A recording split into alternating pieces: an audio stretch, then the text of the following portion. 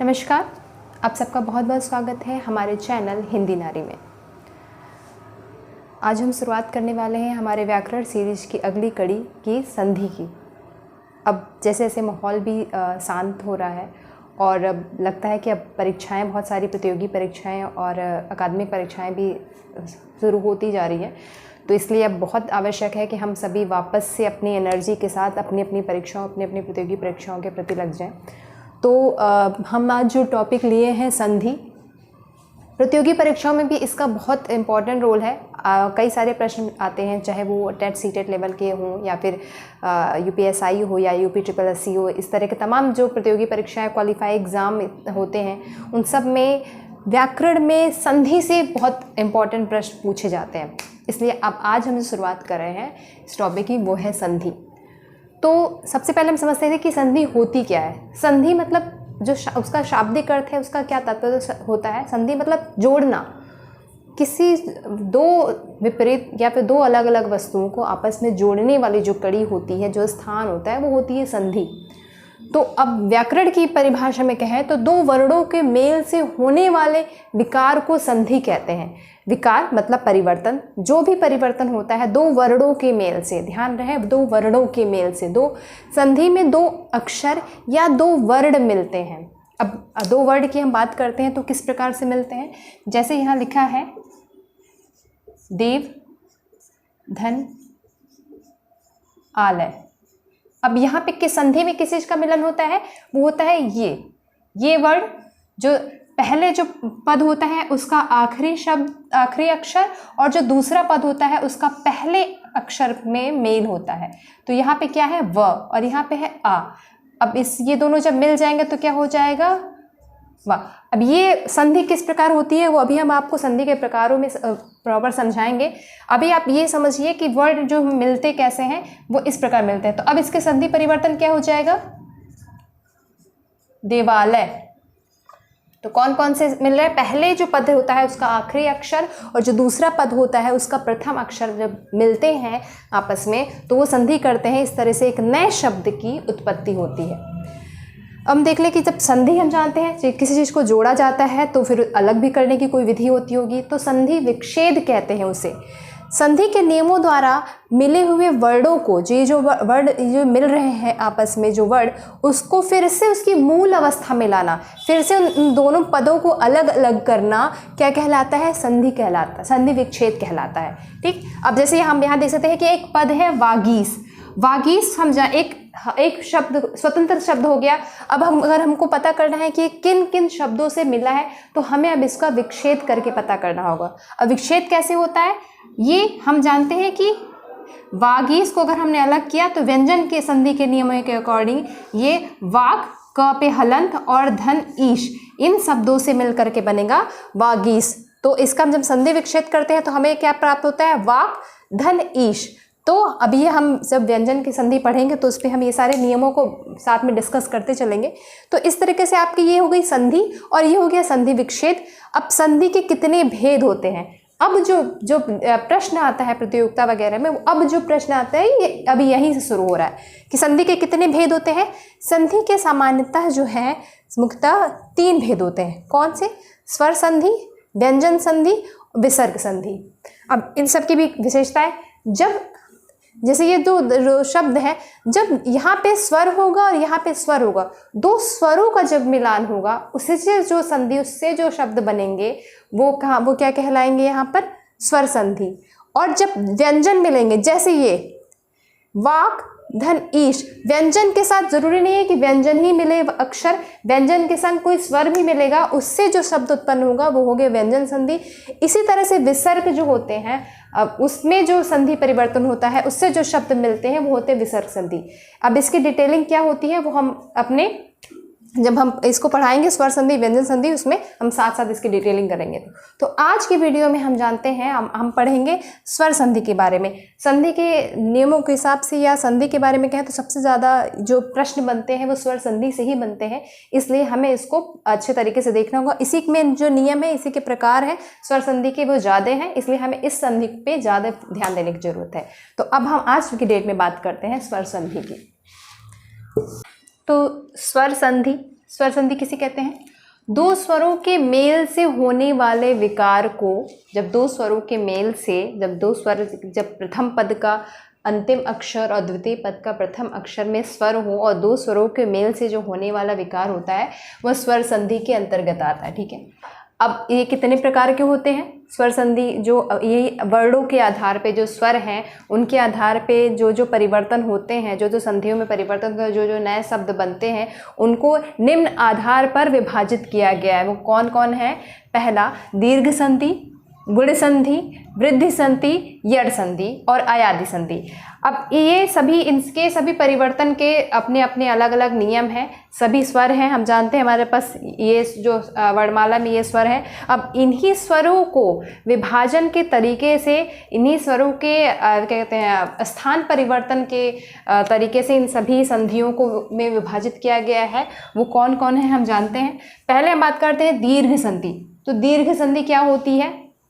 जब अ ई उ, जब अ ई उ अपने ही वर्ग, अपने ही साथ या अपने ही क्या कहते हैं स्वर के दीर्घ स्वर के साथ जब परिवर्तित होते हैं तो किस में आ जाते हैं? दीर्घ संधि स्वर में। एग्जाम्पल देखिए, जब अ ई उ, जब ये अ ई उ के साथ जुड़ेगा या अपने ही वर्ग के दीर्घ स्वर के साथ जुड़ेगा, अ ई उ के साथ जुड़ेगा, तो परिवर्तन क्या आएगा? तो जो संधि जो परिवर्तन होगा उसमें हमेशा दीर्घ में परिवर्तन हो जाएगा, आ ई उ में जुड़ेगा। ये एक इक्वेशन है। अब इस इक्वेशन को कैसे होता है देखिए, जब कोई शब्द है, जैसे हम जोड़ते कैसे हैं? अगर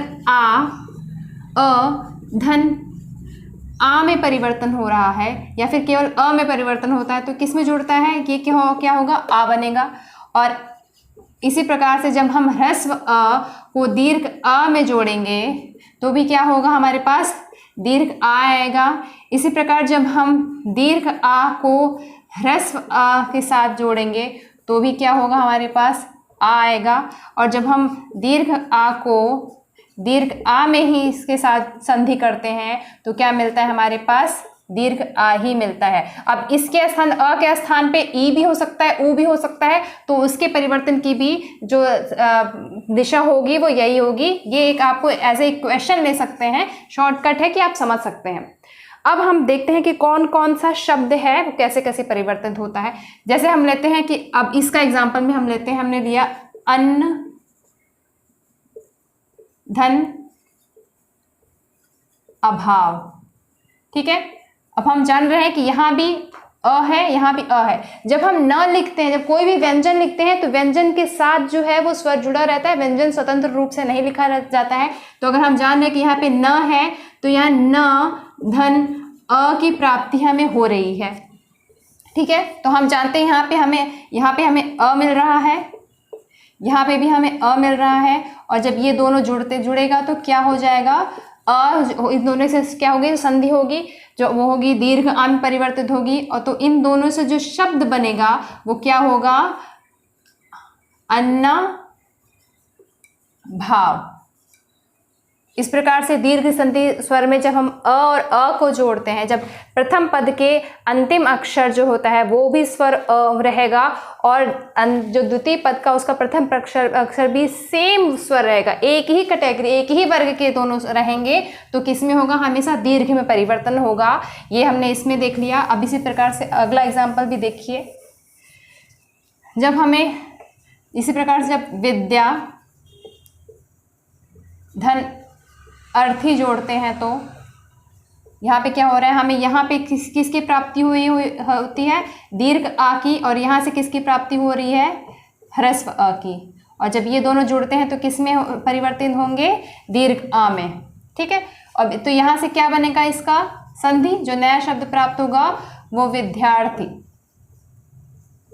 ठीक, इसी प्रकार से जितने भी इसमें एग्जाम्पल होंगे, अभी हम सबके एग्जाम्पल लास्ट में सॉल्व कराएंगे। ये आपका परिवर्तन जो है वो संधि का इसकी भांति ही होगा। ठीक है, अब इसी प्रकार आप हमने जैसे बोला कि ई ऊ भी इसी प्रकार परिवर्तित होते हैं, तो उसका भी एग्जाम्पल आप देख सकते हैं। जैसे हो गया एक शब्द होता है गिरी, धन, इंद्र। तो हमें यह क्या प्राप्त हो रहा है, हमें यहाँ क्या क्या कौन सा स्वर प्राप्त हो रहा है, री, मतलब ह्रस्व ई, और यहाँ से क्या प्राप्त हो रहा है, यहाँ से भी हमें ह्रस्व ई ही प्राप्त हो रहा है। ये दोनों स्वर मिलेंगे तो क्या होगा, दीर्घ ई में परिवर्तन हो जाएगा, और जो हमारा जो मूल शब्द जाकर बनेगा वो क्या होगा, गिरीन्द्र। तो ये होता है आपका दीर्घ स्वर संधि को परिवर्तित करने का तरीका। बहुत आसान है। आप सिंपल इक्वेशन, अगर आपको ये समझ में आ रहा है, आप इक्वेशन नोट कर सकते हैं, इक्वेशन समझ में आ रहा है आपकी बेहतरी के लिए, तो आप पूरा ये दीर्घ संधि स्वर जो भी होगा वो हमेशा परिवर्तन कर लेंगे। ठीक है,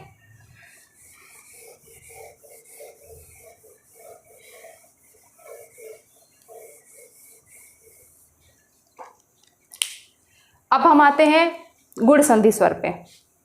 जब आ के बाद, जब आ के बाद ई या ऊ या री आता है तो उसका परिवर्तन क्या होता है, ये हम पढ़ते हैं गुण संधि में। ठीक, तो अगर हम इसको एक इक्वेशन मान लें, ये स्वर को अगर हम इसको मान लें कि ये ए है, इतना हम इसको मान लें कि ये बी है, और ये हम इसको मान लेते हैं ये सी है। ये इक्वेशन आपकी बहुत मदद करेगा। ये ए है, ये बी है और ये सी है।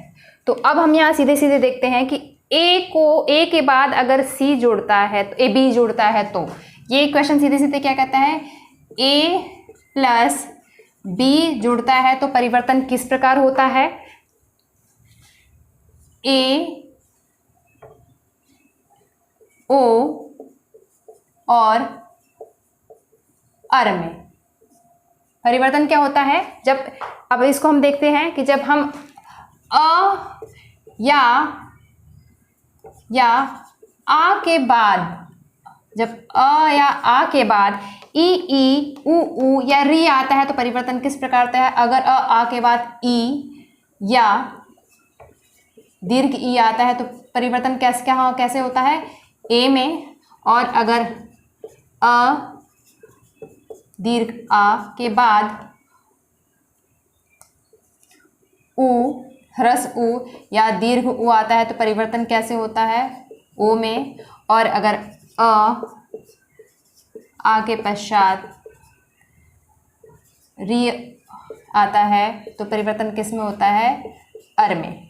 ये एक इक्वेशन आप इसके तौर पे ले सकते हैं। ये ध्यान रखिएगा, बहुत ज़रूरी है। ये संधि को एकदम सामान्य तरीके, एकदम आसान तरीके समझने के लिए आप इक्वेशन ध्यान रखें। ये आपको गुण, वृद्धि, यड़, अयादि सभी संधियों में काम करेगा। ठीक, तो हम आते हैं, हमने ये इक्वेशन समझ लिए। एक इक्वेशन ये है, एक इक्वेशन ये है, इसको आप समझ लीजिए। और जब ये इस प्रकार के शब्द आएंगे तो आपको परिवर्तन ऐसे ही करना है। ठीक है, अब ये देख लिया। अब हम इसको परिवर्तन करते हैं, शब्द इनके देखते हैं कैसे कैसे क्या क्या एग्जाम्पल है। अब आप जैसे पहले शब्द पे आते हैं कि पहला एक शब्द होता है, शब्द है एक नर, धन, इंद्र।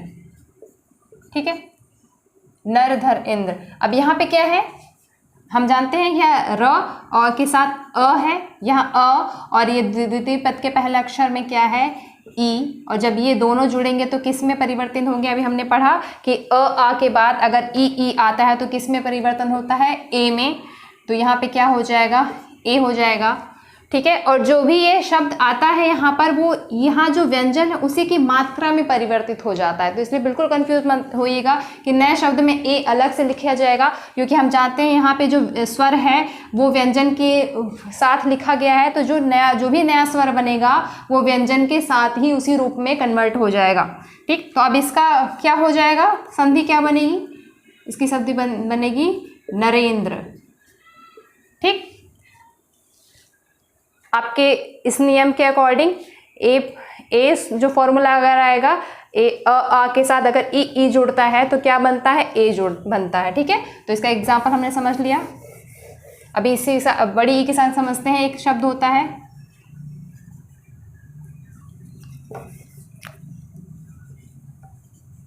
कमल धन ईश।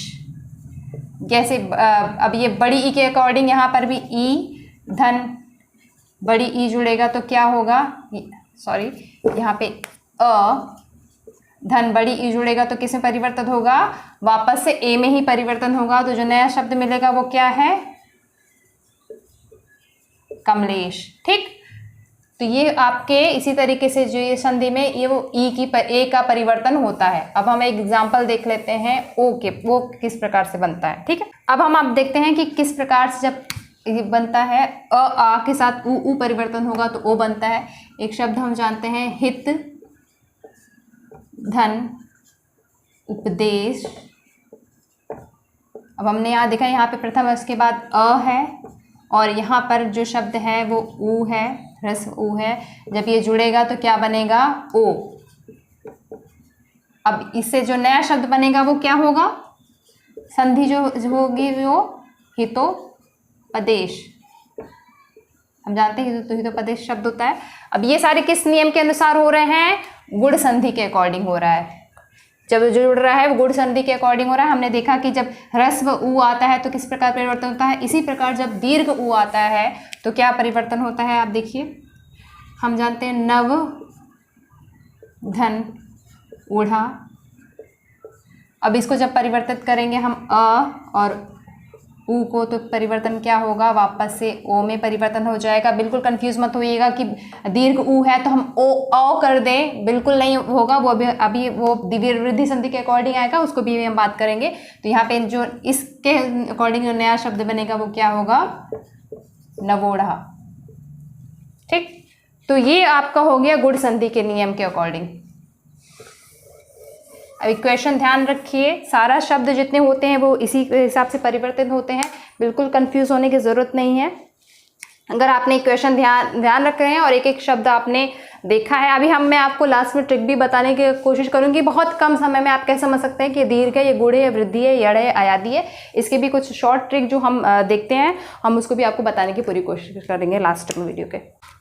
अब हम देखते हैं कि री के परिवर्तन कैसे होता है। हमने अभी देखा कि री परिवर्तन होता है, इसके लिए एक शब्द आता है देव धन ऋषि।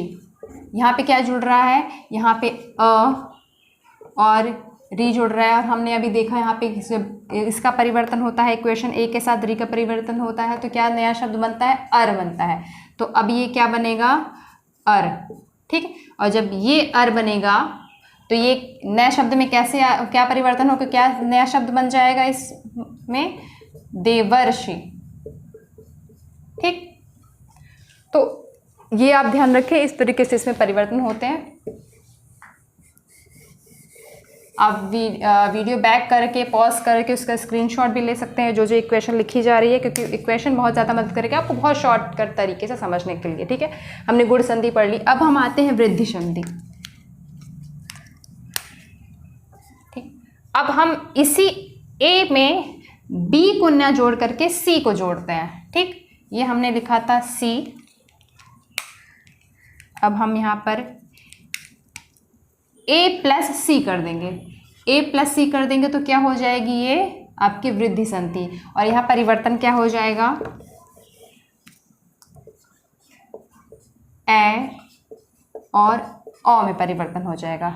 जब आपका कोई शब्द है जिसके अंतिम में अ आ रहा है, अ या आ रहा है, और द्वितीय पद के प्रारंभ में ए या ए, ओ या ओ आ रहा है, तो परिवर्तन किस में हो जाएगा, ए या ओ में ही परिवर्तन होगा। ठीक, अब इसके हम कुछ एग्जाम्पल सॉल्व कर लेते हैं। शब्द है एक मत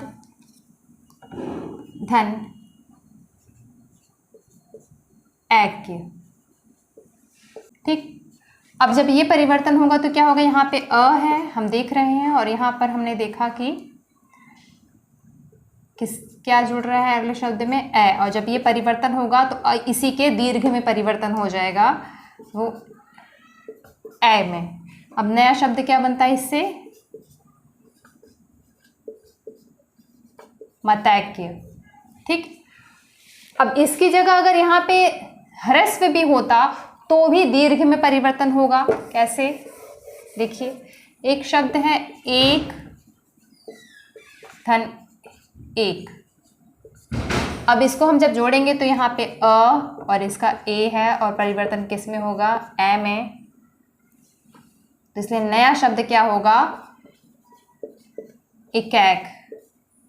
जब स्वर आएगा तो स्वर की मात्रा इसी व्यंजन में जुड़ जाएगी, ये हमने अभी पढ़ा।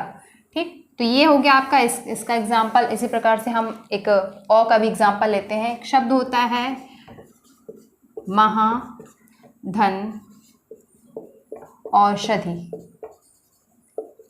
ठीक, जब इसमें हम देख रहे हैं कि लास्ट में इसके आ है, आ दीर्घ आ, और यहाँ पे हमने देखा कि दीर्घ और। तो जब ये दोनों जुड़ेंगे तो किसी होंगे, इसी के अ में दीर्घ में परिवर्तन हो जाएंगे। तो यहाँ पे कौन शब्द नया शब्द बन जाएगा, महौषधि। ठीक, तो ये आपका हो गया। इस प्रकार वृद्धि संधि के जो परिवर्तन होते हैं, वृद्धि संधि में जो संधि से परिवर्तन होते हैं वो यही है। ठीक है, अब हम आते हैं अपने यड़ संधि पे।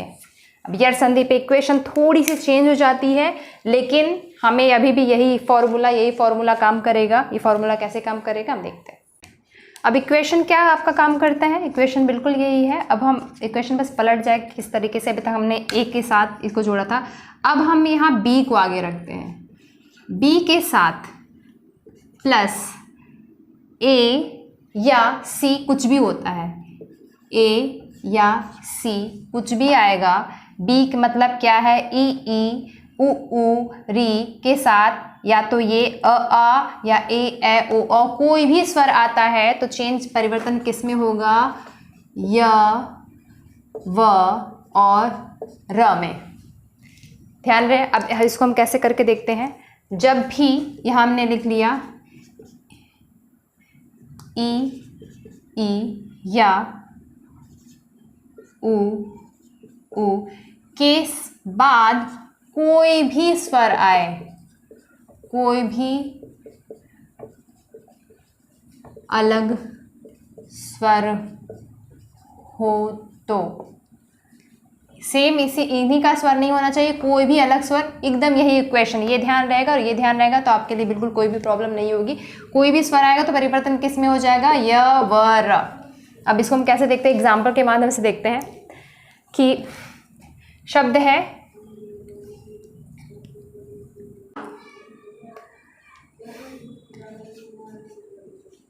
अति धन अधिक। यहाँ पे हम जानते हैं ये व्यंजन जो है किसके साथ लिखा गया है, ई के साथ हम अ जोड़ेंगे, ये स्वर आ रहा है। बी के साथ ए आता है तो परिवर्तन किस में होगा, य में। तो जो नया शब्द यहाँ बनेगा वो क्या बनेगा, अत्यधिक।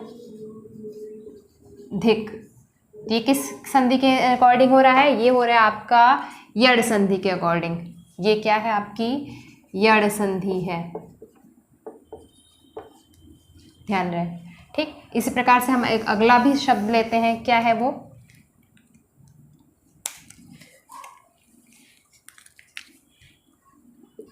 प्रति धन एक।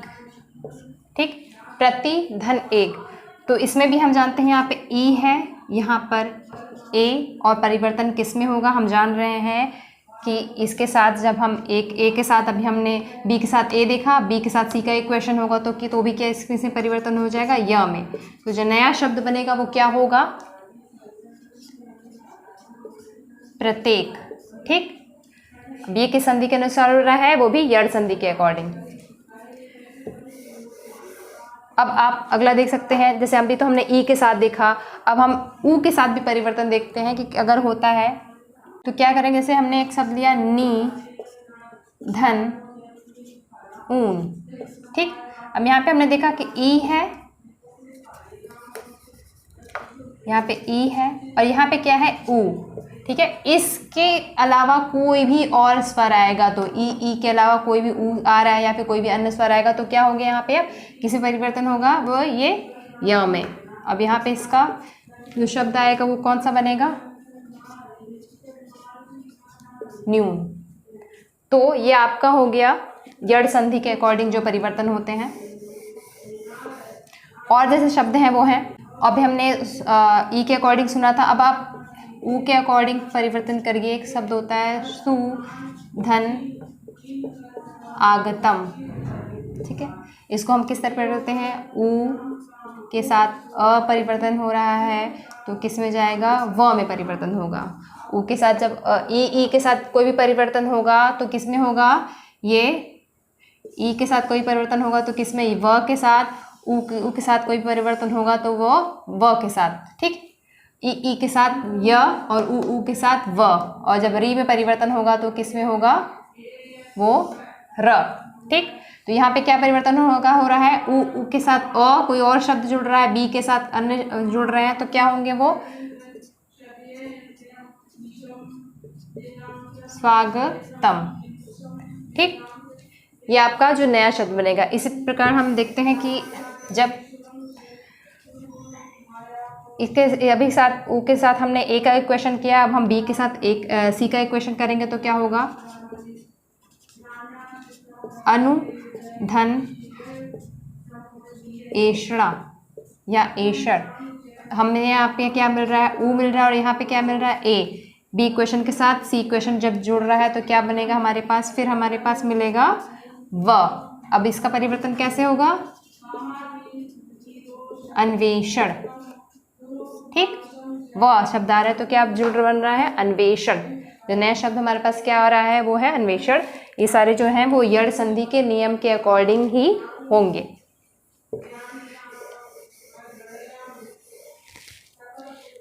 एग्जाम्पल हम देख लेते हैं, री के अकॉर्डिंग क्या है,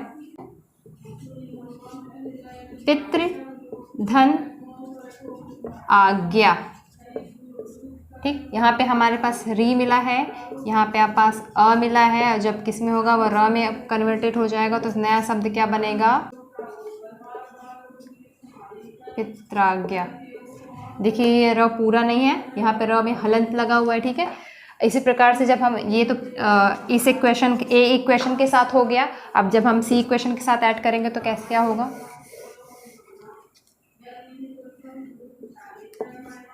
पितृ धन इक्षा।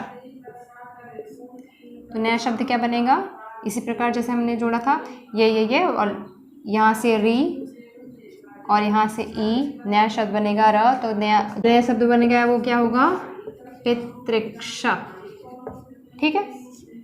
ये आपका हो गया री के एग्जाम्पल से। तो कुल मिला के अगर आपको ये नियम ध्यान है और कुछ एग्जाम्पल अगर आपने इस नियम के अकॉर्डिंग करे, अगर मेरे साथ करते हुए चल रहे हैं, कुछ और शब्द के भी एग्जाम्पल करें, अभी लास्ट में मैं हर तरह के जो ट्रिक्स बताऊंगी तो कुछ ना कुछ और शब्द दूंगी, तो अगर उसको आप साथ में सॉल्व करते रह रहे हैं तो संधि बिल्कुल भी कोई बड़ी बात नहीं रह जाएगी आपकी। अगर आप नियमों को समझ रहे हैं तो आप कभी भी संधि कहीं से भी कर सकते हैं। हमने अभी तक यड़ संधि की बात की थी, अब हम बात करते हैं अयादि संधि की। इसमें भी यही करना है, इक्वेशन बिल्कुल यही रहता है हमारा, इस इक्वेशन को हमें ध्यान रखना है। अभी हमने बी के साथ ए प्लस सी किया था, अब हम सी के साथ, ये क्या है हमारी अयादि संधि है, ठीक है। इसमें क्या इक्वेशन काम करता है, सी के साथ ए या बी या इसी का कोई स्वर जब होगा तो परिवर्तन किस में हो जाएगा, यहाँ पे परिवर्तन होगा आय आव में, ठीक। परिवर्तन यहाँ पे किस में होगा, आय या आव में। अगर ए या ए जुड़ता है तो क्या हो जाएगा, आय हो जाएगा, और औ या औ जुड़ता है तो आव हो जाएगा। मैं लिख लेते हैं, अगर ए या ए या ऊ औ के साथ कोई भी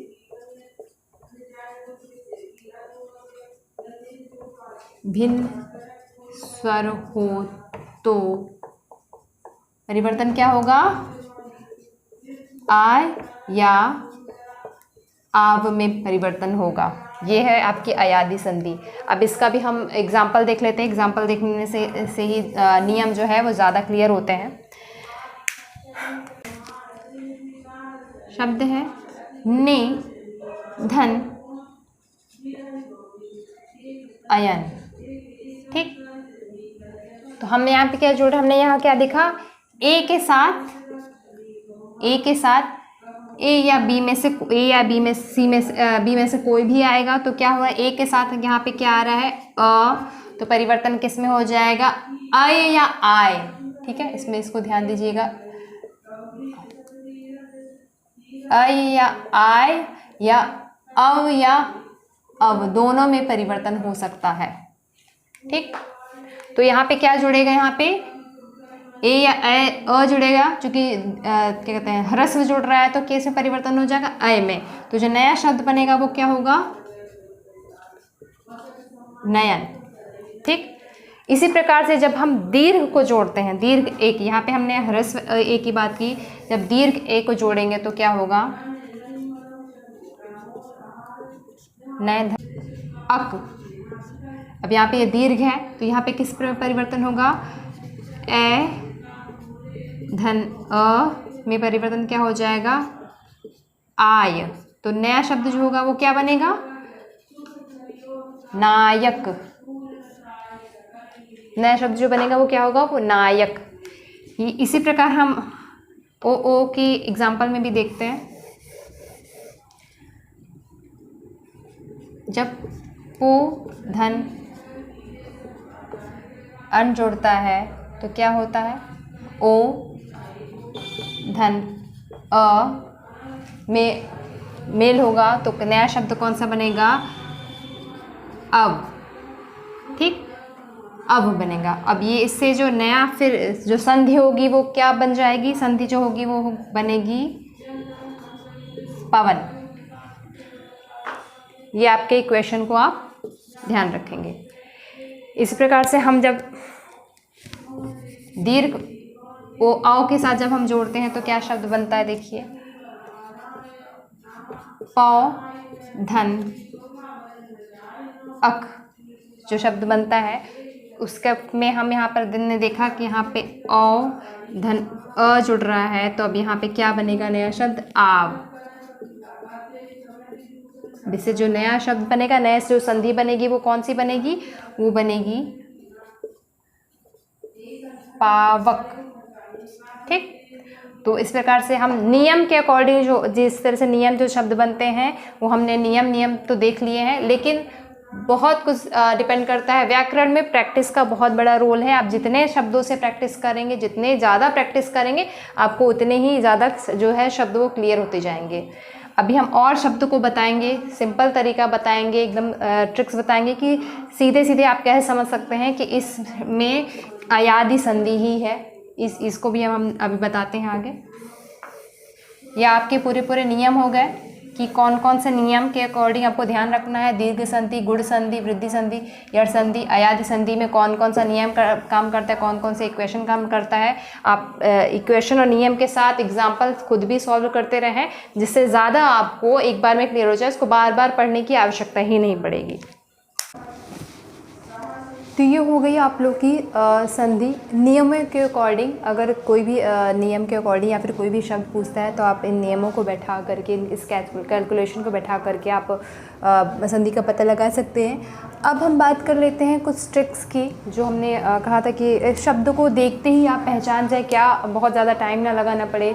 कुछ शब्द ऐसे होते हैं जिनको आपको देख के समझ में आ जाए कि इसमें दीर्घ संधि है, गुण संधि, वृद्धि संधि, ऐसे कुछ जो सामान्य जो ट्रिक्स हैं हम उस पर भी बात कर लेते हैं। अब वो कौन क्या ट्रिक है वो आप सब देख सकते हैं। जब भी किसी शब्द में जब वो दीर्घ संधि स्वर का अब वो क्या क्या ट्रिक्स हैं वो हम देख सकते अब उस पर बात कर लेते हैं कि जब भी किसी स्वर संधि में बीच में दीर्घ मात्रा हो, कोई भी दीर्घ मात्रा हो, तो वहाँ पे दीर्घ स्वर संधि आएगी। ठीक है, खासकर दीर्घ मात्रा किसकी होगी, अ, ई, उ की दीर्घ मात्रा बीच में होगी, तो वहाँ पे क्या होगा, दीर्घ स्वर संधि होगा। जैसे हम लोगों ने एग्जाम्पल पढ़ा था, अन्ना, भाव, इस तरह का हमने दीर्घ बीच में कोई भी मात्रा होगी इन तीनों की, तो क्या होगा, वहाँ दीर्घ स्वर संधि होगी। ठीक, कोई भी शब्द में अगर आप देखते हैं और इसके बाद अगर किसी भी शब्द बीच में ए की मात्रा आती है, ए की मात्रा होती है या ओ की मात्रा होती है, जैसे कि शब्द हमने पढ़ा था नरेंद्र, महेंद्र या महोत्सव। अब प्रश्न में देता है, ठीक है, कि और उसमें दे देता है कि चारों में इनमें से कोई 4 विकल्प दे देता है, और अगर उसमें ए की मात्रा, केवल ए की मात्रा, ह्रस्व ए की ए की मात्रा या ओ की मात्रा अगर शब्द के बीचों बीच संधि के स्थान पर होती है तो आप बिना सोचे उसको लगा सकते हैं कि वो क्या है, गुण संधि है। ठीक, इसी प्रकार से हमने एक पढ़ा था अर। ठीक, तो जब देवर्षि, हमने एग्जाम्पल, अगर बीच में आपको अर दिखाई देता है तो आप बिना सोचे समझे उसको गुण संधि लगा सकते हैं। ठीक, इसी तरीके से अगर हमको वृद्धि संधि पहचाननी होगी तो वो क्या होगा, बीच में ए की मात्रा या औ की मात्रा आपको दिखाई देगी।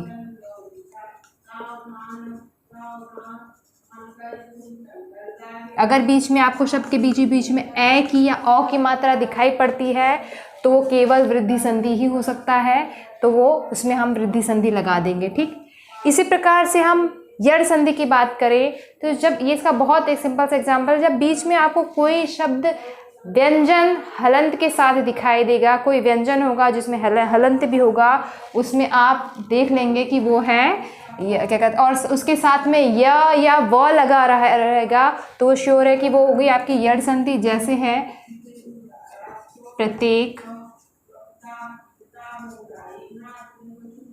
अन्वय, न्यून। ठीक है, बीच में या व का होना जरूरी है और उसके साथ व्यंजन जो है वो हलंत में होगा, आधा व्यंजन होगा, तो इस जगह पे क्या होगा, यड़ संधि होगा। य और व आपको अयादि संधि में भी मिलेगा। ठीक, कंफ्यूज होने की जरूरत नहीं है, लेकिन यह अयादि संधि में आपको य और व के साथ किसी संयुक्त व्यंजन की या फिर किसी अधूरे व्यंजन की आवश्यकता नहीं होगी। जैसे यहाँ पे क्या शब्द आता है, हमने पढ़ा था पवन, पावक, नायक।